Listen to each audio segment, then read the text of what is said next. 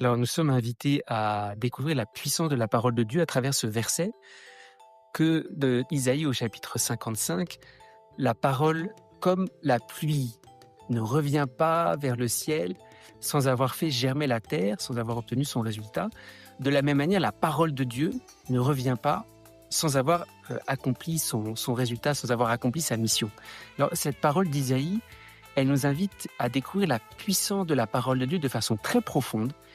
C'est que la première manière dont la parole de Dieu manifeste sa puissance, c'est à travers le fait de redonner la vie.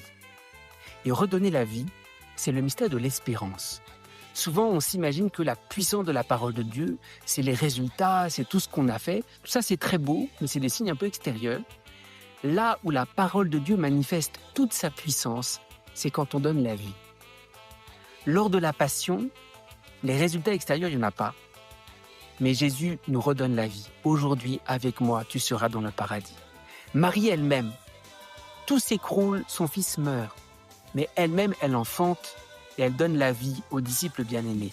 Voici ton fils. Et c'est très fort pour nous. C'est que on pense que dans les situations difficiles, la parole de Dieu ne va pas pouvoir manifester sa puissance.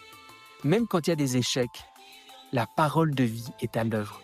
À travers des gestes, à travers des paroles, à travers un sourire, la puissance de la parole de Dieu se déploie parce que Dieu continue de faire germer, de féconder la terre. Alors c'est pour ça que ce verset d'Isaïe, il est très très beau.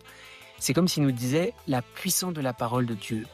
Regarde la vie, le germe, la vie que tu es capable de donner, la vie que tu es capable de semer. C'est là où est la parole de Dieu. Et arrête de regarder un peu tout ce qu'il y a d'extérieur en disant que ta vie, elle n'est pas puissante parce qu'il n'y a pas beaucoup de résultats.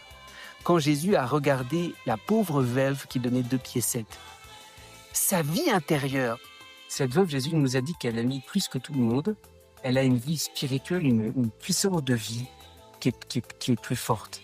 Alors, cette parole du livre d'Isaïe, elle doit nourrir notre espérance. C'est au moment de l'exil au Babylone, quand cette parole est prononcée, savoir que le peuple était complètement découragé. Et cette parole, elle nous dit non, la vie peut continuer à germer.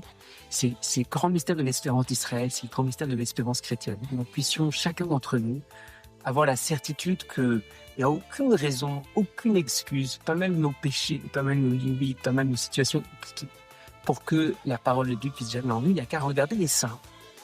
Joseph, il était dans une situation impossible, il ne savait pas quoi faire.